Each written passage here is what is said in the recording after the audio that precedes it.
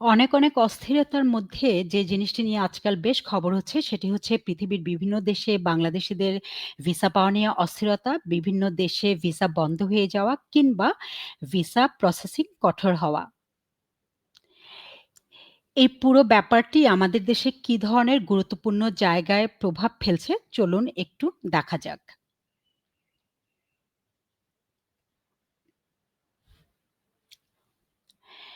Visa জটিলতার কারণে যে বিষয়টি সবচেয়ে বেশি আক্রান্ত হয়েছে সেটা হলো বিদেশে আমাদের শ্রম অর্থনীতি। এটাকে সবচেয়ে গুরুত্বপূর্ণ বলছি কেননা এই শ্রম বাজারের উপরেই আমাদের রাজস্ব অনেকটা নির্ভরশীল।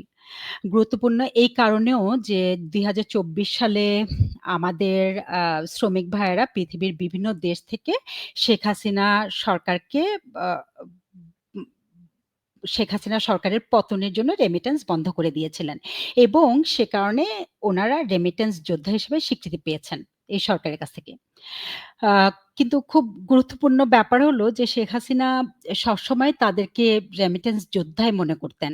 আর সে কারণেই তিনি তাদের পাঠানো টাকার উপর আরো ২.৫% প্রণোদনা যোগ করেছিলেন। যা এই সরকারের ক্ষেত্রে এসে কি দাঁড়ালো? তারা ক্ষমতায় এসে বললেন যে রেমিটেন্স যোদ্ধাদের আয়ের উপরে ২০% কর বসানো হবে।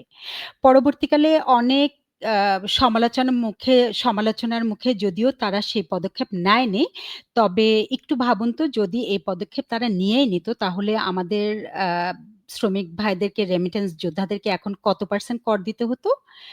22.৫%। কেননা ২০% এই সরকারের ধার্য করা এবং ২.৫% প্রণোদনা যে তারা শেখ হাসিনা সরকারের থেকে পেয়েছিলেন, সেটাও তাদেরকে দিতে হতো, তাই না? সেটা তো তারা এখন আর পাচ্ছেন না। অতএব 22.৫% কর তাদেরকে কিন্তু দিতে হতো। তো যে রেমিটেন্স যোদ্ধারা এই অর্থনীতিকে টিকিয়ে রেখেছে, ক্ষমতায় এসে তাদের উপর এরকম খড়গ হওয়া, এরকম এ এই চিন্তাটাতেই কিন্তু একটা সমস্যা আছে, তাই না? তবে কর না বাড়ালেও ২০২৪-২৫ অর্থবছরের বাজেটে তারা প্রবাসী কল্যাণ ও বৈদেশিক কর্মসংস্থান মন্ত্রণালয়ে প্রবাসীদের জন্য ২৫% বরাদ্দ কমিয়েছে। এছাড়া উম রেমিটেন্স যোদ্ধাদের জন্য এই সরকার বলেছিল যে নানা ধরনের সুযোগ সুবিধার ব্যবস্থা করবে বিমানবন্দরে। পরবর্তীকালে আমরা আসলে দেখেছি যে সেগুলো আ তারা কিছুই করেনি। বরং আগের সরকার যেগুলো করেছিল সেগুলোকে তারা নতুন মোড়কে নিজেদের নামে মানুষের কাছে প্রকাশ করার চেষ্টা করল। এছাড়া আপনি যদি এখনো দেখেন আগের সরকারের দেওয়া প্রণোদনা এখনো বলবৎ রয়েছে। তো যাই হোক, রেমিট্যান্স প্রতি মাসেই বাড়ছে, প্রতি বছরই বাড়বে। এটাই নিয়ম এবং আমরা একবার ফিনিক্স মেমোর একটি আলোচনায় বলেছিলাম যে, যেকোনো দেশের বিদেশি শ্রম বাজারের অবকাঠামোটা যদি ঠিক থাকে, এই রেমিট্যান্স প্রতি বছরই বাড়বে এবং সেটাই আমাদের দেশে হচ্ছিল, সেটাই আমাদের দেশে হচ্ছে। সুতরাং আপনারা যদি মনে করে থাকেন যে এর পেছনে এই সরকারের কোনো কৃতিত্ব আছে, তা কিন্তু না। বৈদেশিক শ্রম বাজারের অবকাঠামো আমাদের দেশে যে খুব গোছানো বা ভালো তা কিন্তু না। যে রেমিটেন্স যোদ্ধাদের রক্তের উপর এদেশের রাজস্বের প্রায় পুরোটাই নির্ভরশীল, তাদের আমরা কখনোই মর্যাদা দিতে পারিনি। কোনো সরকারের আমলেই আমরা মর্যাদা দিতে পারিনি। অনেক হৃদয় বিদারক ঘটনার কথা আমরা জানি। কিন্তু তারপরেও মানুষ জীবনের প্রয়োজনে, কাজের প্রয়োজনে ছুটে যায় বিভিন্ন দেশে। এই যে শ্রমিকের উপর এই অবিচার, এটা ওভারকাম করার একটা প্রধান উপায় হলো কয়েকটা পার্টিকুলার দেশে শ্রমিক না পাঠিয়ে অনেক দেশে পাঠানোর ব্যবস্থা করা। সেটা করলে অনেক কিছুই অটোমেটিক্যালি সিস্টেমে চলে আসে। প্রতিযোগিতামূলক শ্রম বাজারেই তখন অনেক কিছু বদলে দেয়। কিন্তু গত ১ বছর ধরে আমাদের রেমিটেন্স যোদ্ধাদের জন্য পৃথিবীর বিভিন্ন দেশে দরজা বন্ধ হয়েছে বা হচ্ছে। বাংলাদেশ থেকে সবচেয়ে বেশি শ্রমিক যায় সৌদি আরব, সংযুক্ত আরব আমিরাত, কাতার, কুয়েত, মালয়েশিয়া সহ বিভিন্ন দেশগুলোতে। সৌদি আরব, সংযুক্ত আরব আমিরাত, ওমান এই ৩ টি দেশই আমাদের শ্রম বাজারের জন্য সবচেয়ে বেশি গুরুত্বপূর্ণ। সম্প্রতি আপনারা হয়তো দেখেছেন যে সৌদি আরবে বিপুল সংখ্যক শ্রমিক নেওয়ার একটা কথা হচ্ছে। এর গ্রাউন্ড ওয়ার্কিং টাও কিন্তু আগের সরকারের আমলেই করা। কিন্তু এখন পর্যন্ত সংযুক্ত আরব আমিরাত এবং ওমানে আমাদের শ্রমিকদের জন্য ভিসা বন্ধ রয়েছে। জুলাই সন্ত্রাসের সময় সংযুক্ত আরব আমিরাতে আমাদের বাংলাদেশি আ রেমিটেন্স ভাইয়েরা আন্দোলন করেছিলেন সেখানে এবং এ কারণে তাদের অনেককে গ্রেফতার করা হয়েছিল এবং ৩ জনকে যাবজ্জীবন কারাদণ্ড দেওয়া হয়েছিল, ৫৩ জনকে ১০ বছরের কারাদণ্ড দেওয়া হয়েছিল এবং একজনকে ১১ বছরের কারাদণ্ড দিয়েছিলেন সেখানকার আদালত। পরে তাদের মধ্যে ১৮৮ জন কারামুক্ত হয়ে দেশে ফিরেছেন। তবে সেখানে এখনো আমাদের ২৩ জন রেমিটেন্স যোদ্ধা কারাগারে রয়েছেন। এই শ্রমিক ভাইয়েরা যে শুধুমাত্র নিজেদের জীবনের সর্বস্ব হারিয়েছেন তা না, সাথে, সাথে আরব আমিরাতে আমাদের শ্রম বাজারটাকে ওনারা ভীষণ কমপ্লিকেটেড করে ফেললেন কিন্তু। তখন থেকে সেখানে ভিসা বন্ধ রয়েছে। দেখেন, এই জুলাই সন্ত্রাস কতভাবে দেশ এবং দেশের মানুষের ক্ষতি করল। গত বছরের জুন থেকে বন্ধ হয়ে আছে মালয়েশিয়ার শ্রম বাজার। এই শ্রমিকেরা বিভিন্ন ধরনের সমস্যায় পড়েন এবং আমরা যে কোনো কালেই তাদের অধিকার সমুন্নত রাখতে পেরেছি তা কিন্তু নয়। সেটা আমি বলতেও চাচ্ছি না। সেগুলো আমরা প্রতিনিয়ত পত্রপত্রিকায় দেখেছি। কিন্তু গত ১ বছরে বিপুল হারে শ্রমিকদের ফেরত আসা এরকম আর আগের বছরগুলোতে হয়নি। দেখুন, এপ্রিলের ২৪ তারিখে একটি খবর এসেছিল যে মালয়েশিয়া সরকারের সব শর্ত মেনে নিয়ে যেকোনো মূল্যে শ্রম বাজার যেন খুলে দেওয়া হয়। তা না হলে ১২ লাখ কর্মীর যে চাহিদা মালয়েশিয়াতে রয়েছে সে বাজার বাংলাদেশ হারাবে। এরপর বাংলাদেশ এবং মালয়েশিয়ার মধ্যে শ্রমিক পাঠানো নিয়ে নানা আলোচনা হলেও এই ১২ লাখ কর্মীর বিষয়ে পরবর্তীকালে ঠিক কি হয়েছিল আমরা সেটা কখনো কিন্তু জানতে পারিনি। আ বরং আমরা যেটা জেনেছি সেটা হলো মালয়েশিয়া থেকে গত ১ বছরে বিভিন্ন সময়ে দলে, দলে শ্রমিক ফেরত এসেছে। এছাড়াও বিভিন্ন দেশে বৈধ ভিসা নিয়ে যাওয়ার পরও আমাদের রেমিটেন্স যোদ্ধাদের সে দেশ থেকে ফেরত পাঠিয়ে দেওয়া হচ্ছে কিংবা বিভিন্ন দেশে শ্রমিক ভিসা নিয়ে নানা সমস্যা দেখা দিচ্ছে কিংবা অনিশ্চয়তা দেখা দিচ্ছে। কিন্তু এই সরকার রেমিটেন্স প্রবাহকে নিজেদের কৃতিত্ব দাবি করলেও এই শ্রমিকদের কাগজপত্রের বৈধতা, তাদের নিরাপত্তা কিংবা ভিসা নিয়ে জটিলতার কারণে শ্রমিকেরা যে নানা সমস্যায় পড়ছে সেটা নিয়ে কিন্তু কোনো উল্লেখযোগ্য পদক্ষেপ নেয়নি। ভিসা জটিলতার কারণে ক্ষুদ্র, বড় এবং মাঝারি ব্যবসাগুলোতে কি ধরনের ক্ষতি হয়েছে? রেমিটেন্স যোদ্ধা ছাড়াও এই ক্ষেত্রটা আমাদের জন্য একটা বেশ বড় জায়গা কিন্তু। হ্যাঁ? তো ধরেন বর্তমানে অর্থনৈতিক যে অচল অবস্থা চলছে তার পেছনেও কিন্তু অনেকটা দায়ী এই ইন্টারিম সরকারের তৈরি করা ভিসা জটিলতা। বড় অনেক ফ্যাক্টরির মালিকদের পাসপোর্ট বাজেয়াপ্ত করা হয়েছে। ফ্যাসিস্ট দোহাই দিয়ে প্রচুর মাঝারি ব্যবসায়ীদের বিদেশ যাত্রায় রেস্ট্রিকশন দেওয়া হয়েছে। এতে ক্ষতি হয়েছে কার? দেশের অনেক বড় এবং মাঝারি কারখানায় অর্ডার আসছে না, তারা যোগাযোগ করতে পারছে না, যেতে পারছে না বিদেশে। এই কারণে কারখানা বন্ধ হয়ে যাচ্ছে, শ্রমিকেরা সেসব কারখানায় চাকরি হারাচ্ছেন। আবার ধরেন গত ১০-১৫ বছরে প্রচুর তরুণ তরুণী, বিশেষ করে নারীদের নিজস্ব ব্যবসা গড়ে উঠেছিল। তারা আশেপাশের ছোটখাটো দেশগুলোতে ব্যবসা প্রচলন করেছিল, সেগুলোর উপর নির্ভরশীল ছিল। কিন্তু সেখানে এখন বিরাট এক ধস নেমেছে। ভিসা জটিলতার কারণে বাংলাদেশ ও ভারতের সীমান্ত বাণিজ্য ক্ষতির মুখে পড়েছে। আপনারা সবাই জানেন। বাংলাদেশ থেকে যে দেশগুলোতে একসময় খুব সহজে ভিসা পাওয়া যেত, এখন সেগুলোর অনেকটাই প্রক্রিয়া বন্ধ হয়েছে কিংবা জটিল হয়ে গেছে। অনেক দেশ কোনো রকম জানা না দিয়েই বাংলাদেশিদের জন্য ভিসা বন্ধ করে দিয়েছে। যেমন ভিয়েতনাম, লাওস, উজবেকিস্তান, কাজাকিস্তান ইত্যাদি। আরো প্রায় ডজন খানেক দেশ বাংলাদেশিদের জন্য ভিসা রেস্ট্রিক্টেড করেছে। এগুলোর মধ্যে মিশর, থাইল্যান্ড, ইন্দোনেশিয়া, রোমানিয়া ইত্যাদি অনেকগুলো দেশের কথা আমরা জানতে পারি। তারা ভিসা প্রসেসিং এ অনেক সময় নিচ্ছে কিংবা ভিসা পাওয়ার জন্য এমন সব ক্রাইটেরিয়া সেট করছে যে ভিসা পাওয়াটা রীতিমতো কষ্টকর হয়ে যাচ্ছে। এছাড়া ২০২৪ অগাস্টের পরে ইউরোপিয়ান দেশগুলো থেকে প্রায় ৩০,০০০ বাংলাদেশির ভিসা রিজেক্টেড হয়েছে, যা এই বছর আরো বাড়বে বলে ধারণা করা হচ্ছে। এ সকল কারণে অনেক ট্রাভেল এজেন্সি বন্ধ হয়ে যাচ্ছে এবং সেই জায়গাটাতেও প্রচুর মানুষ কাজ হারাচ্ছে। বাংলাদেশ আউটবাউন্ড ট্যুর অপারেটরস ফোরামের ভাষ্যমতে গত বছর বিদেশ যাত্রা কমেছে ৫০-৭০%। ভিসা জটিলতার কারণে শিক্ষার ক্ষেত্রে কি প্রভাব পড়েছে? জার্মান ভিত্তিক এক পত্রিকা দ্য মিউনিক আই ১৬ই জানুয়ারি ২০২৫-এ লিখেছিল যে ভারতের সাথে বাংলাদেশের ভিসা জটিলতার কারণে প্রায় ১৫০০ শিক্ষার্থী ফিনল্যান্ড, রোমানিয়া, চেক রিপাবলিকে চান্স পাওয়া শিক্ষার্থীরা ভিসা নিতে যেতে পারছেন না। ১৩ই ডিসেম্বর ইত্তেফাকের ভাষ্যমতে ৫,০০০ শিক্ষার্থীর ইউরোপের বিভিন্ন বিশ্ববিদ্যালয়ে পড়তে যাওয়া অনিশ্চিত হয়ে পড়েছে।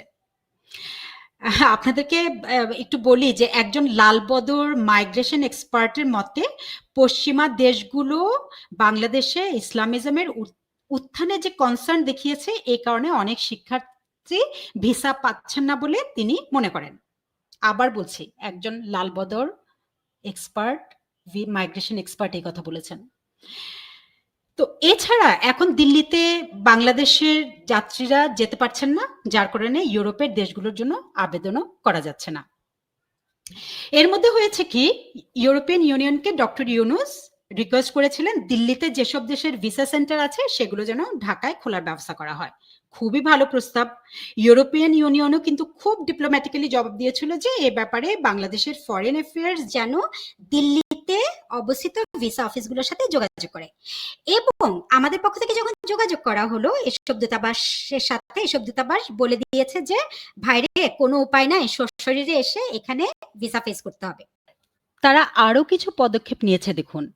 ইউরোপিয়ান ইউনিয়নের সদস্য বেলজিয়াম এবং নেদারল্যান্ডসের ভিসা এতদিন আমাদের শিক্ষার্থীরা ঢাকায় ঢাকায় অবস্থিত সুইডেন অ্যাম্বাসি থেকে পেত। কিন্তু এই সেপ্টেম্বর মাসেই এই ২ দেশ ঘোষণা দিয়েছে যে এখন থেকে বাংলাদেশি শিক্ষার্থীদের দিল্লিতে গিয়ে ভিসা আনতে হবে।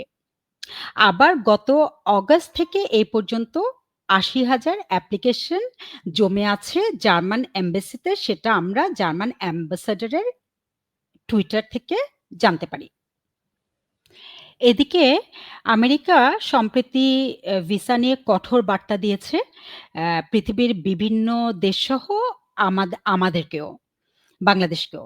শুধু তাই নয়, তারা, আপনাদেরকে একটা ছোট্ট তথ্য আমি এখানে জানিয়ে রাখি, তারা আমাদের দেশের শিক্ষার্থীদের জন্য অ্যাপ্লিকেশন ফি বাড়িয়েছে এই অক্টোবর থেকে। এখন থেকে আমাদের শিক্ষার্থীদের $৭৮০ ফি জমা দিতে হবে, যেটা কিনা প্রায় ৳১,০০,০০০ কাছাকাছি। এসব কেন করছে জানেন? কারণ খুব সোজা। তারা আমাদের দেশ থেকে লোকজন নিতে চায় না, কারণ গত ১ বছরে এই জঙ্গি সরকারের যে চেহারা তারা দেখেছে, সেগুলো দেখে তারা ভয় পাচ্ছে। ভাবুন তো আমাদের বাচ্চাগুলোর অবস্থা। অনেক স্বপ্ন নিয়ে যারা পড়তে চায়, কিন্তু লেন্দি ভিসা প্রসেসিং এর কারণে, অতিরিক্ত টাকার কারণে তারা সেখানে যেতে পারছে না। জার্মানি, যেখানে সহজে দারুণ সব স্কলারশিপ পাওয়া যায়, সেখানে তারা যেতে পারছে না। আর যদি যায়ও, তাদের দিকে অন্যান্য দেশের স্টুডেন্টরা কিংবা ওই দেশের নাগরিকেরা কি ভয়ঙ্কর অথবা কি অবজ্ঞার একটা দৃষ্টিতে তাকায়, সেটা কখনো কি আমরা ভেবে দেখেছি? ডক্টর ইউনূসের রিকোয়েস্টে সাড়া দিয়েছিল একমাত্র বুলগেরিয়া। তারা বাংলাদেশিদের জন্য তাদের ভিসা সেন্টার ইন্দোনেশিয়া ও ভিয়েতনামে স্থানান্তর করেছে বলে পরবর্তীকালে ডক্টর ইউনূসকে জানায়। কিন্তু এই একটু আগে আমি যেটা বললাম, আপনাদেরকে দেখিয়েছি যে এই দেশ দুটো কোনো কারণ ছাড়াই আমাদের জন্য ভিসা বন্ধ করে দিয়েছে। সুতরাং বুলগেরিয়া যে ভারত থেকে এই ইন্দোনেশিয়া বা ভিয়েতনামে তাদের এম্বাসি স্থানান্তর করলো আমাদের জন্য, সেটা কিন্তু আদৌ আমাদের কোনো কাজে দিল না। কি হাস্যকর হলো ব্যাপারটা দেখুন। এই খবরটা শুনুন। ১৪ই এপ্রিল ঢাকা পোস্টের এক খবর অনুযায়ী ৭ জন বাংলাদেশিকে ফেনীর সীমান্ত থেকে আটক করে বিজেপি। এই যুবক দল বুলগেরিয়ার ভিসার জন্য ভারতে প্রবেশ করার চেষ্টা করছিল এবং তারা সেখানে ভিসা নিয়ে তারপর তারা সীমান্ত থেকে দিল্লি যাবে, দিল্লিতে ভিসা নিয়ে তারপর তারা বুলগেরিয়া যাবে। তো এরকম কি আরো হচ্ছে না বা হবে না? এই ধরনের ঝুঁকি কিন্তু অনেকের জীবনে নেমে এসেছে এবং আসবে। শুনুন, ভারতের সাথে ভিসা বন্ধ হয়ে যাওয়াতে যে শ্রেণীটি সবচেয়ে ভুগছে তারা হলো দুরারোগ্য রোগের জন্য যারা ভারতে যায়। আমাদের দেশ থেকে প্রতি বছর প্রায় ৩০ লাখ মানুষ চিকিৎসার জন্য বিভিন্ন দেশে যায়। এদের মধ্যে ৮৪% যায় ভারতে। মনে রাখবেন, ৩০ লাখের মধ্যে ৮৪%। বিশেষ করে তারা যায় কলকাতায়, বড়জোর দিল্লি, মুম্বাই এবং একটু যারা উচ্চ মধ্যবিত্ত তারা বেঙ্গালুর, হায়দ্রাবাদ এসব জায়গায় যায়।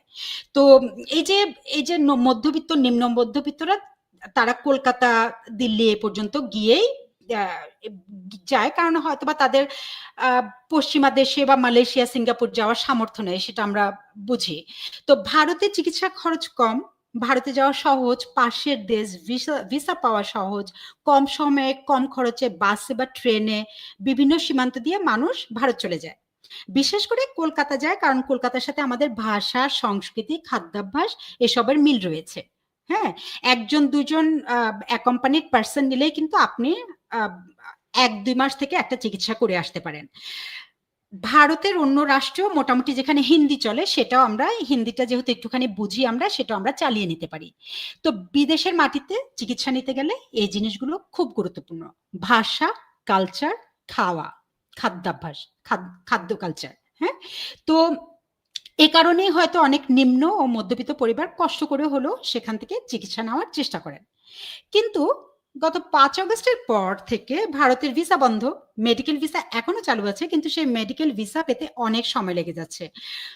দুরারোগ্য রোগের ক্ষেত্রে এটা একটা কঠিন সমস্যা। এই মানুষগুলোর কি হচ্ছে আমরা জানি না। ভারতের সাথে সকল আন্তর্দেশীয় বাস এবং ট্রেন সেবা বন্ধ। এখন ভারতে যাওয়ার একমাত্র উপায় হলো কি? বিমান বা প্লেন। সীমান্ত দিয়ে যারা টুক করে ভারতে চলে যেতেন, অনেকে হেঁটে চলে যেতেন, অনেকে বাসে, ট্রেনে যেতেন, তাদের জন্য, তারা কখনো বিমানে চড়েননি, কিছুই জানেন না কিভাবে কি করতে চায়, তাদের জন্য এটা এক নতুন দিগন্ত আর কি, মানে এক কঠিন স্ট্রাগল, কঠিন যুদ্ধ। এই যে প্লেনে ওঠা, টিকিট কাটা, সবকিছু করা, ঢাকায় আসা বা চিটাগাং এ যাওয়া, যে কোনো জায়গায় উঠে প্লেনে যাওয়া, এটাও একটা বিরাট ব্যাপার। তো এই সবকিছুর সমাধান হিসেবে আমাদের এই এলিট এনজিও সরকারের লোকজন কি বললো, সুদূর চীনে গিয়ে এখন থেকে আমরা চিকিৎসা নিব। অবশ্য চীন বহুদিন থেকেই বাংলাদেশের এই মেডিকেল ট্যুরিজমের মার্কেট ধরার চেষ্টায় ছিল। ১৯ মার্চ রয়টারের ভাষ্য মতে স্বাস্থ্যসেবার ক্ষেত্রে ভারতের অভাব পূরণ করতে আমাদের এই সরকার চায়নার সাথে বিভিন্ন আলোচনা শুরু করে। বাংলাদেশিদের জন্য সহজে কম খরচে চিকিৎসা সেবা যাতে চায়নায় পাওয়া যায়, এই কারণে ২ দেশের মধ্যে কথাবার্তা শুরু হয়। আ একটু আপনাদের এখানে বলে রাখি যে চীনের মেডিকেল ট্যুরিজমের অবস্থা কিন্তু খুবই খারাপ। খুব অল্প সংখ্যক লোকই পৃথিবী থেকে সেখানে চিকিৎসা নিতে যায়। ভারত বিরোধিতার কারণে এই সরকার চীনের সাথে এই কথাবার্তা শুরু করে, এবং এই বিরোধিতা এমনই এক পর্যায়ে চলে গেল যেখানে একটা বিরাট সংখ্যক মানুষের জীবন নিয়ে ছিনিমিনি খেলা হলো। ভারতের সাথে যে সবকিছু বন্ধ তা তো না, ইলিশ পাঠানো হচ্ছে, চাল আনা হচ্ছে, কিন্তু এই যে দুরারোগ্য রোগীদের স্বার্থ রক্ষার্থে ভারতের সাথে ব্যাপারটা নিয়ে আলোচনা করা যেত না? যেত, কিন্তু যে আপনারা একটু প্লিজ একটু এক্সপিডাইট করেন, সে ধরনের কোনো পদক্ষেপ কিন্তু এই সরকার থেকে নেওয়া হয়নি। ভারত বিরোধিতা এমনই এক পর্যায়ে নিয়ে গেছে এই সরকার যে মানবিক ব্যাপারগুলো তারা চিন্তাই করেনি। এক তথ্য হিসেবে মেডিকেল ট্যুরিজমে ভারতের মোট আয়ের 50 to 60%, মানে 50 থেকে 60% আসে বাংলাদেশের রোগীদের কাছ থেকে। মেডিকেল ভিসা বন্ধ থাকায় ভারতের অনেক ক্ষতি হচ্ছে, তবে ভারত কিন্তু সেটার তোয়াক্কা করছে না। কিন্তু আমরাও দেখেছেন, আমরাও কিন্তু এই আমাদের মানুষগুলোর তোয়াক্কা আমরা করছি না। ৩০ লাখের ৮৪% মানুষ ভারত যায় চিকিৎসা নিতে, তাদেরকে আমরা জাস্ট ছেড়ে দিয়েছি। আমরা কেউ জানি না, পত্রিকায় কোনো লেখালেখি নাই, তারা কি হচ্ছে, কি করছে, আমরা কিছুই জানি না। আবার দেখুন, এমন একটা দেশের কথা বলা হলো, চীন, যার ভাষা, সংস্কৃতি, খাওয়া দাওয়ার সাথে আমাদের মানে আকাশ পাতাল পার্থক্য, মানে রীতিমতো চ্যালেঞ্জিং। অন্যদিকে চীনের সাথে যাতায়াতের ব্যবস্থা এক মহা চ্যালেঞ্জ। ভিসা ফি অনেক টাকা, ভিসা পেতে ব্যাংকে কমপক্ষে আপনার $10,000 থাকতে হবে, প্লেন ফেয়ার অনেক বেশি, চীনের হোটেল ভাড়া অনেক বেশি, চীনে ভিসা পেতে অনেক দিন লাগে, সিরিয়াল পেতে অনেক দিন লাগে, এবং চীনে যদি আপনি মেডিকেল পারপাসে যান আপনার একজন দোভাষী লাগবে এবং সেই দোভাষীর মেডিকেল জ্ঞান থাকতে হবে। তো আপনাদের কি মনে হয় এই সব অবস্থা বিবেচনা যদি করেন তাহলে আমার দেশের একজন সাধারণ মানুষের জন্য কি চায়না থেকে চিকিৎসা নেওয়াটা খুব সহজ? সহজ না কিন্তু। চায়না বর্তমানে ভিসা রিজেকশনও আমাদের জন্য বাড়াচ্ছে। যারা গ্রুপ ট্যুরিজম ম্যানেজ করে আমি তাদের কাছ থেকে জানতে পারলাম যে এমনকি ভ্যালিড ভিসা নিয়ে যাওয়ার পরেও অনেক বাংলাদেশীকে তারা এয়ারপোর্ট থেকে ফেরত পাঠাচ্ছে এবং কি কারণে ফেরত পাঠাচ্ছে সেটার কোনো কারণ তারা জানায়নি। চায়না প্রসঙ্গে আমি নিজের একটা অভিজ্ঞতা বলি আপনাদের। আমি চীনের বেইজিং এ গিয়েছিলাম ২০১২ সালে। সেখানে খাবারের দোকানের মেনুগুলো সব আ চাইনিজ ভাষায় লেখা। আমার খাওয়া-দাওয়া নিয়ে তেমন একটা বাছ-বিচার নেই। কিন্তু চায়না সম্পর্কে যেটা বলা হয়, যা কিছু নড়াচড়া করে তারা সবকিছুই খায়। তো সবকিছু তো আর খেতে চায় না। এই কারণে অনেক খোঁজাখুঁজি করতে লাগলাম এবং অনেক খোঁজাখুঁজির পরে একটা মাত্র দোকান পেলাম যেখানে ইংরেজিতে খাওয়ারের মেনু লেখা আছে। তো ঘটনা হলো আমাদের দেশের মানুষ যখন চায়নাতে যাবে তখন তাকে খাওয়া কেনার সময়ও একজন দোভাষী নিয়ে ঘুরতে হবে। আরেকদিনের ঘটনা শুনুন। একদিন প্রচন্ড হাঁটু ব্যথা। ৭-৮ টা ফার্মেসিতে গিয়ে নানাভাবে আ তাদেরকে বোঝানোর চেষ্টা করলাম যে আমি একটা পেইন কিলার চাই। শেষ পর্যন্ত মনে হলো একজন বুঝলো এবং হোটেলে ফিরে দেখি তিনি আমাকে আয়ুর্বেদিক একটা স্টিকারের মতো জিনিস দিয়েছেন। হাঁটু ব্যথা যেহেতু আমি হাঁটুর উপরে সেই স্টিকার সেঁটে দিলাম। সকালে হোটেলের ম্যানেজার বলল, "এটা আমার পায়ের তালুতে দেওয়ার কথা ছিল।" অবস্থা। আমি একজন পাবলিক হেলথ প্রফেশনাল। আমার কি রকম বেগ পেতে হলো? তাহলে একজন সাধারণ মানুষের কি অবস্থা হতে পারে? শুনলাম কারা যেন চায়নাতে চিকিৎসা নিতে গিয়েছিল সম্প্রতি। তারা প্রেসক্রিপশন এবং টেস্টের রিপোর্ট পেয়েছে চাইনিজ ভাষায়। এই সবকিছু কি আমলে নেওয়া হয়েছে যখন এই সরকার বলল যে আমরা চীনে গিয়ে এখন থেকে চিকিৎসা সেবা নিব? মরণ ব্যাধির জন্য পাশের দেশে কম খরচে, কম সময়ে যে মানুষগুলো চিকিৎসা নিতে যেত, তাদের কি জেনে শুনে এক মহা বিপদের মুখে ঠেলে দেওয়া হয়নি? ভিসার জটিলতার কারণে পর্যটনের জায়গাটাতে কি হচ্ছে এবার সেটা নিয়ে আলোচনা করি চলুন। বাংলাদেশীদের জন্য বর্তমানে অনেক দেশ ভ্রমণ ভিসা ইস্যু করায় অতিরিক্ত কড়াকড়ি করছে। অতিরিক্ত যাচাই-বাছাই করছে কাগজপত্রের এবং খুব কম সংখ্যক মানে খুবই নগণ্য সংখ্যক ভিসা এখন ইস্যু করা হচ্ছে বাংলাদেশীদের জন্য, টুরিস্টদের জন্য। আ এই বিষয়ে সিগনেচার ওভারসিজ এর ম্যানেজার পরশ আহমেদ কালের কণ্ঠকে বলেন, সব দেশেই আ আ ভিসার রেশিও কমিয়ে দিয়েছে আ বাংলাদেশীদের জন্য। ভারত, দুবাই, ভিয়েতনাম, উজবেকিস্তান, মিশর, তুরস্ক আ আপাতত পর্যটন ভিসা আমাদের জন্য বন্ধ রেখেছে। অন্যদিকে আ মিশর, তাজিকিস্তান, ইন্দোনেশিয়া ও ফিলিপাইনের মতো দেশেও এখন ভিসা পেতে অনেক কষ্ট হচ্ছে। অ্যাপয়েন্টমেন্ট পেতে অনেক কাঠখড় পোড়াতে হচ্ছে। থাইল্যান্ডের ভিসা পেতে লেগে যাচ্ছে ১ মাসেরও বেশি সময়।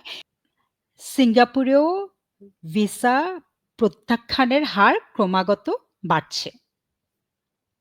শুধু যে আমরাই যেতে পারছি না বিভিন্ন দেশে তা কিন্তু নয়। আমাদের দেশেও লোকজন আসা ছেড়ে দিয়েছে।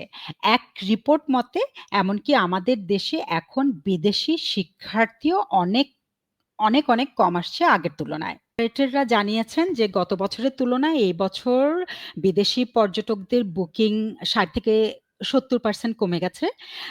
কক্সবাজার, সুন্দরবন এইসব জায়গাগুলোতে আগে অনেক আমেরিকান, ইউরোপিয়ান পর্যটকের আনাগোনা ছিল। এখন সেটা একেবারে নেই বললেই চলে এবং হঠাৎ করেই এর মধ্যেই আমরা শুনলাম যে কানাডা বাংলাদেশ ভ্রমণে তার নাগরিকদের আ সতর্ক করেছে। তো সবশেষে আমরা কি দেখতে পাচ্ছি? আমরা দেখতে পাচ্ছি যে গত ১ বছরে আমাদের রেমিটেন্স যোদ্ধাদের জন্য আন্তর্জাতিক শ্রম বাজার বন্ধ হচ্ছে। ভুয়া কাগজপত্রের জন্য আমাদের শ্রমিকদের ফেরত পাঠানো হচ্ছে। গত ১ বছরে আমাদের দেশে পর্যটকরা আসছে না এবং বিভিন্ন দেশে আমাদের জন্য টুরিস্ট ভিসা কঠিন হয়ে গেছে। গত ১ বছরে আমাদের শিক্ষার্থীরা উচ্চ শিক্ষার জন্য ভারতে গিয়ে ভিসা নিতে পারছে না, এটা তো একটা দিক। এমনকি অনেক শিক্ষার্থী বাংলাদেশ থেকে সরাসরি বিভিন্ন জায়গায়ও এপ্লাই করতে পারছে না। এবং গত ১ বছরে দেশের একটি শ্রেণী স্বাস্থ্যগতভাবে সাংঘাতিক ধরনের ভোগান্তির মধ্যে পড়েছে এবং এখনো তারা সে ভোগান্তির মধ্যেই আছে। এই সবকিছুর কারণ কি? কারণ হলো বাংলাদেশে গত ১ বছর ধরে যা চলেছে সেই পরিস্থিতি এই সংকটে প্রভাব ফেলেছে। সেটা আমাদেরকে বলতেই হবে। আইনশৃঙ্খলা পরিস্থিতির অবনতি, ভঙ্গুর অর্থনীতি, সামাজিক অস্থিরতা এই সবকিছুই আন্তর্জাতিক পরিমণ্ডলে আমাদের প্রতি এক ধরনের নেতিবাচক ভাবমূর্তি তৈরি করেছে। আমাদের প্রতি তারা কনফিডেন্স হারিয়েছে। আমরা আন্তর্জাতিকভাবে বিশ্বাসযোগ্যতা হারাচ্ছি। এই জুনের ২৭ তারিখে ৩৬ জন বাংলাদেশী নাগরিককে মালয়েশিয়া ফেরত পাঠিয়েছে। বলেছে তারা জঙ্গি গোষ্ঠীকে টাকা-পয়সা লেনদেনের সাথে জড়িত। কয়েকজনকে আবার তারা মালয়েশিয়াতে রেখেও দিয়েছে আরো জিজ্ঞাসাবাদের জন্য। কারণ তারা খতিয়ে দেখতে চায় এই মানুষগুলো তাদের নিজের দেশের জন্য হুমকি কিনা। এই ঘটনার পরপরই মালয়েশিয়ায় কিছু বাংলাদেশীকে কালো তালিকাভুক্ত করা হয়েছে। এসব কি পশ্চিমা বিশ্ব বা অন্যান্যরা দেখছে না? এবং দেখে কি তারা সতর্ক হবে না? আমরা হলে কি সতর্ক হতাম না? শান্তিতে নোবেল পুরস্কার পাওয়া ডক্টর ইউনূস আজ ১৪ মাস ধরে বিভিন্ন দেশে ঘুরে বেড়াচ্ছেন। তিনি তার প্রতিটি সফরে দেশের ভাবমূর্তি ক্ষুণ্ণ করছেন একদিকে, অন্যদিকে আন্তর্জাতিক পর্যায়ে আমাদের অর্থনৈতিক সম্ভাবনাকে, আমাদের দেশের অর্থনীতিকে নানাভাবে তিনি বিপর্যয়ের মধ্যে ফেলছেন। জঙ্গি গোষ্ঠীর হাত ধরে ক্ষমতায় বসা ডক্টর ইউনূস এক স্বার্থপর প্রতিহিংসাপরায়ণ ব্যক্তি। তার হাতে আজকে আমার স্বদেশ। আমরা কি এভাবেই আমাদের দেশকে তার হাত দিয়ে ধ্বংস হয়ে যেতে দেখব? সিদ্ধান্ত আপনার, সিদ্ধান্ত আমার, সিদ্ধান্ত আমাদের সকলের। সবাই ভালো থাকবেন। জয় বাংলা।